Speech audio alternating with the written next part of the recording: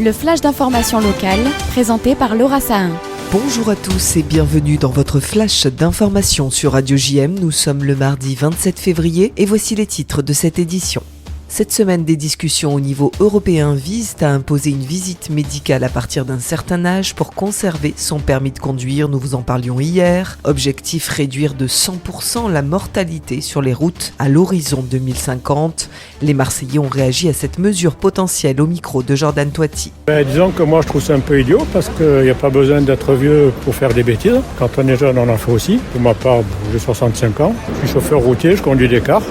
Je passe une visite médicale tous les 5 ans, maintenant c'est tous les ans. Ça, moi personnellement, ça ne me gêne pas. Tant discriminer les anciens, c'est pas juste. Non, je trouve que c'est très bien qu'il y ait des contrôles, pas forcément tous les 15 ans, mais au moins sur les gens âgés, parce que je pense qu'on pense qu'on maîtrise, mais peut-être qu'on a des difficultés sans le savoir, quoi. Des réflexes qui ne sont pas les mêmes en vieillissant, donc je trouve que c'est normal qu'on contrôle un peu tout ça. Je suis assez d'accord avec cette loi, parce que au niveau sécurité, c'est vrai que c'est compliqué, les personnes âgées qui conduisent encore avec un âge très tardif.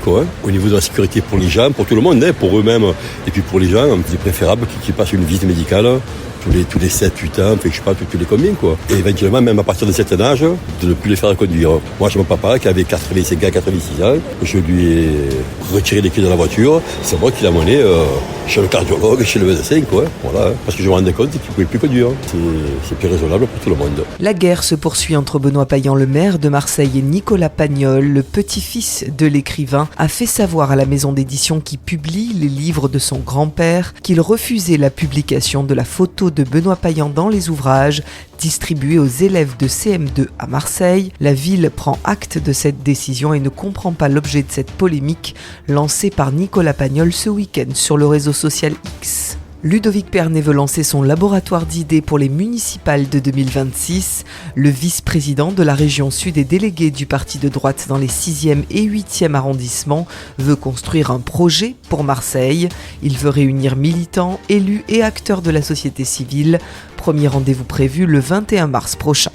Si vous avez prévu de partir en vacances à la montagne, sachez que les bas de piste des domaines skiables des Alpes du Sud ont reçu hier jusqu'à 40 cm de poudreuse. De nouvelles précipitations sont à prévoir en fin de semaine pour le plus grand bonheur des professionnels en station. Renseignez-vous, de forts risques d'avalanche sont à prévoir également. Et puis si vous ne partez pas en vacances mais que vous aviez planifié d'aller voir Chantal Latsou ce week-end au Silo, sachez que le spectacle est annulé, la raison n'est pas précisée, mais bien sûr, vous pouvez vous rapprocher de votre point de vente pour vous faire rembourser. La météo aujourd'hui à Marseille est de 10 degrés ce matin et jusqu'à 13 petits degrés cet après-midi sur notre belle cité phocéenne. Je vous donne rendez-vous tout à l'heure à 13h avec l'invité de la rédaction. Aujourd'hui, je reçois Anna Assouline, documentariste et présidente du mouvement Les Guerrières de la Paix, constitué de femmes israéliennes et palestiniennes. Vous découvrirez ses prochaines actions pour sensibiliser le monde à la paix. À tout à l'heure sur le 90.5.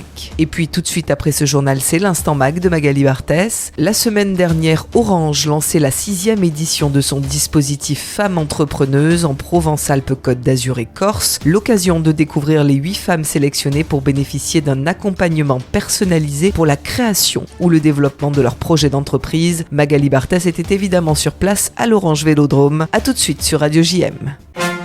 Vous venez d'écouter le flash d'information locale, présenté par Laura Sahin.